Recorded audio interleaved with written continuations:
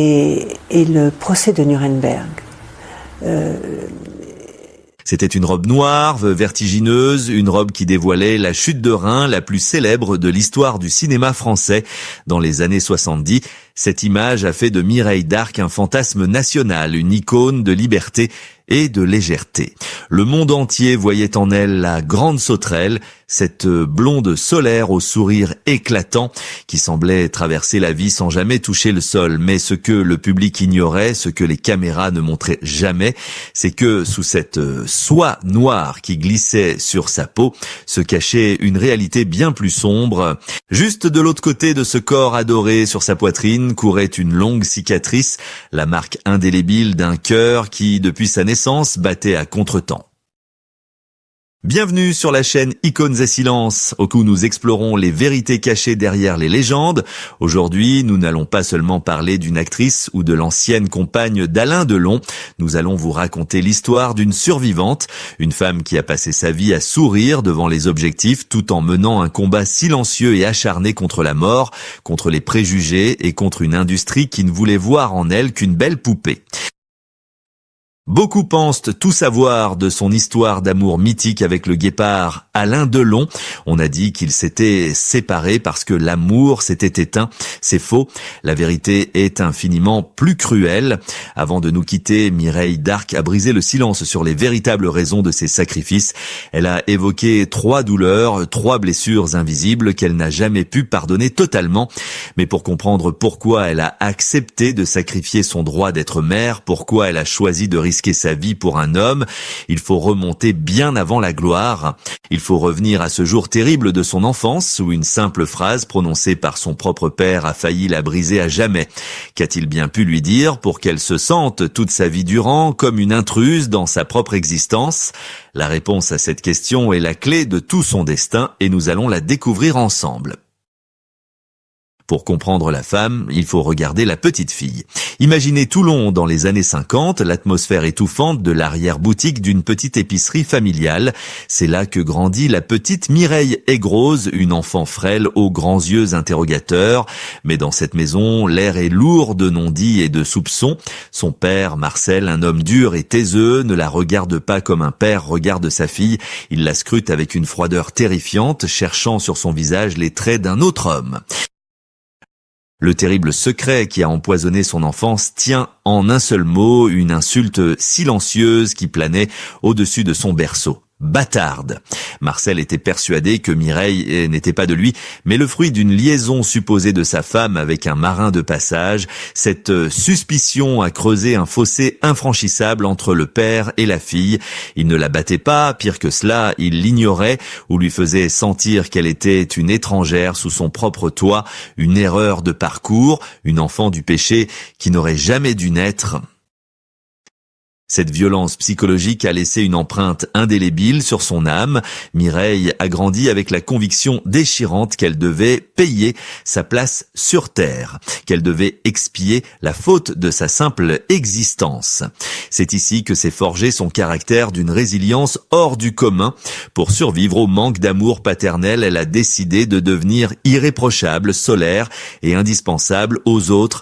Elle s'est jurée de transformer cette honte originelle en une lumière aveuglante. Elle voulait tellement briller que même ce père indifférent serait forcé de la voir. C'est cette soif désespérée de reconnaissance qui l'a poussée à quitter Toulon pour Paris, avec rien d'autre que son courage et cette fragilité cardiaque qu'elle dissimulait déjà. Elle voulait conquérir le monde pour combler le vide laissé par un père absent, mais ce besoin pathologique d'être aimée, d'être validée par une figure masculine forte, allait devenir son talon d'Achille. En cherchant à fuir l'ombre de Marcel, elle courait sans le savoir vers un destin où l'amour exigerait d'elle le sacrifice ultime. Elle pensait avoir laissé ses démons à Toulon, mais à Paris, alors que sa carrière explosait et qu'elle devenait l'icône que nous connaissons, une rencontre allait tout faire basculer. Elle allait croiser le regard d'un homme aussi blessé et magnifique qu'elle, un homme pour qui elle serait prête à renoncer à la chose la plus précieuse qu'une femme puisse espérer. Dans le Paris effervescent des années 60, Mireille est devenue une reine. Elle est la grande sauterelle, cette blonde incendiaire qui bouscule les codes, rit aux éclats et incarne la femme moderne et libérée. Le cinéma français se l'arrache, le public l'adore, mais la gloire n'était que le prélude à la véritable rencontre de sa vie. En 1968, sur le tournage du film Jeff, elle croise le regard d'acier d'Alain Delon. Ce n'est pas un coup de foudre immédiat, c'est quelque chose de plus profond, de plus grave. Deux écorchés vifs se reconnaissent. Ils deviennent instantanément le couple le plus glamour de France, l'incarnation de la beauté et du succès. Pendant 15 ans, Mireille ne sera pas seulement sa compagne, elle sera son architecte, son rock, celle qui apaise les tourments de l'acteur, celle qui dessine les plans de leur maison de Douchy, celle qui construit un foyer pour cet homme qui, comme elle, avait soif de racines. Pourtant, derrière les photos sur papier glacé et les sourires complices sur les tapis rouges, un drame intime se jouait, un drame biologique contre lequel tout l'argent et toute la célébrité du monde ne pouvaient rien. Alain Delon, cet homme de clan, rêvait plus que tout de paternité. Il voulait transmettre son sang, perpétuer sa lignée. Mireille, elle, brûlait d'envie de porter son enfant, de sceller leur amour par une naissance. Mais son cœur, ce cœur maudit depuis l'enfance, en a décidé autrement. Le verdict des médecins, et notamment du professeur Cabrol, est tombé comme un couperet froid et sans appel. Une grossesse serait fatale. Son cœur malade ne supporterait pas l'afflux sanguin nécessaire pour porter la vie. Elle se retrouvait face à un dilemme inhumain, choisir entre sa propre survie et le bonheur de l'homme qu'elle aimait plus que tout. C'est là que réside la première grande douleur qu'elle a dû affronter. Elle a vu le désespoir grandir dans les yeux d'Alain. Elle a compris, avec une lucidité déchirante, qu'elle ne pourrait jamais lui donner ce qu'il désirait le plus au monde. Ce n'était pas un manque d'amour qui allait les séparer, mais un excès de réalité. Avec une dignité bouleversante, Mireille a accepté l'inacceptable. Elle a compris qu'elle devait le laisser partir pour qu'il puisse devenir père ailleurs. Imaginez la force qu'il faut pour s'effacer, pour laisser la place à une autre femme, non pas parce qu'on n'aime plus, mais parce qu'on aime trop. Elle a perdu l'homme de sa vie à cause d'une valve cardiaque défaillante, une injustice biologique qu'elle n'a jamais pardonnée à la nature. Mais alors qu'elle pensait avoir touché le fond en se retrouvant seule, le destin cruel et insatiable lui réservait une épreuve encore plus violente, car à peine avait-elle perdu son amour que la vie allait tenter de lui briser le corps tout entier. Ce qui s'est passé ensuite, sous un tunnel sombre en Italie, allait transformer l'icône de beauté en une martyre de chair et de sang.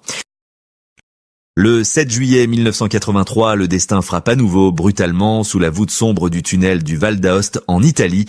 Dans un fracas de tôle et de verre brisés, la voiture de Mireille est percutée de plein fouet. Le choc est d'une violence inouïe. Celle qui était l'incarnation du mouvement et de la grâce se retrouve prisonnière d'un corps en miettes. Sa colonne vertébrale est fracturée, sa cage thoracique écrasée.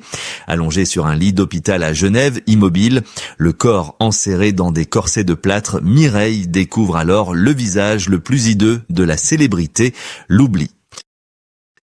C'est ici que la deuxième grande douleur se révèle, plus tranchante encore que ses os brisés. Le téléphone qui sonnait autrefois sans relâche pour lui proposer des rôles devient soudainement muet. Le silence qui l'entoure est assourdissant. Le monde du cinéma, ce milieu qui l'avait porté au nu, se détourne d'elle avec une froideur mécanique. Pour les producteurs et les réalisateurs, une icône brisée n'est plus rentable. On ne veut pas d'une star abîmée, on ne veut pas voir la souffrance de celle qui était censée vendre du rêve. Elle réalise alors qu'elle n'était pour eux qu'un produit, une image glacée sur papier, jetable dès la première égratignure. Elle se sent trahie, abandonnée par cette famille du cinéma qu'elle avait tant chéri. Mais au milieu de ce désert affectif, une silhouette familière réapparaît, Alain Delon. Bien qu'il soit séparé, bien qu'il ait refait sa vie, il accourt à son chevet, il annule tout, il reste là, à lui tenir la main, à veiller sur son sommeil agité. C'est lui qui sera là encore quelques mois plus tard, lorsque son cœur malade, épuisé par le traumatisme de l'accident, nécessitera une opération de la dernière chance, une opération à cœur ouvert par le professeur Cabrol. Imaginez l'ironie tragique, on doit ouvrir la poitrine de la femme la plus désirée de France pour réparer la mécanique défaillante qui la maintient en vie. Elle survit miraculeusement, mais elle n'est plus la même. Elle porte désormais sur sa peau la longue cicatrice de l'opération, une ligne verticale qui coupe en deux son décolleté légendaire. Comme pour marquer la fin d'une époque, elle a perdu sa santé, elle a perdu sa place au sommet et elle a cru tout perdre. Mais c'est précisément dans ce silence, dans cette chambre d'hôpital où elle se croyait finie, qu'une colère froide et salvatrice a commencé à gronder en elle. Elle allait bientôt se lever, non plus pour être regardée, mais pour regarder les autres en face. Elle allait troquer sa robe de paillettes contre une arme inattendue pour livrer son ultime combat contre ceux qui l'avaient condamnée trop vite. C'est ici que s'opère la métamorphose la plus spectaculaire. Au lieu de s'effondrer ou de supplier pour des rôles indignes, Mireille Darc a fait un choix radical. Elle est passée de l'autre côté de la caméra. Elle a cessé d'être l'objet du désir pour devenir le sujet qui regarde. Elle s'est lancée dans la réalisation de documentaires sociétaux et c'est là, dans cette nouvelle carrière, qu'elle a trouvé sa véritable voix. Celle qui avait été étouffée par des années de glamour superficiel, elle a choisi de filmer ce que la société refuse de voir. Elle est allée dans les prisons de femmes, elle a tendu son micro aux prostituées, aux malades en attente de greffe, à ceux que la vie a brisés. Pourquoi ces sujets ? Parce qu'au fond d'elle, elle se sentait solidaire de ces abîmés de la vie. En filmant leur douleur, elle apprivoisait la sienne. C'était sa manière, élégante et implacable, de répondre à l'industrie du cinéma qui l'avait jetée. Elle leur prouvait qu'elle n'était pas seulement une blonde écervelée ou une jolie silhouette, mais une femme d'intelligence et de compassion, capable de regarder la misère humaine droit dans les yeux. Et c'est au crépuscule de sa vie, forte de cette nouvelle sagesse, qu'elle a enfin brisé le silence sur les trois grandes ombres qui l'avaient hantée. Elle n'a pas cité de nom avec haine, car elle était trop noble pour cela, mais elle a désigné avec une clarté foudroyante les trois forces qu'elle n'a jamais pu pardonner totalement. Premièrement, elle a pointé du doigt le doute originel semé par son père, ce poison du bâtard qui l'a forcé à courir toute sa vie après une légitimité impossible.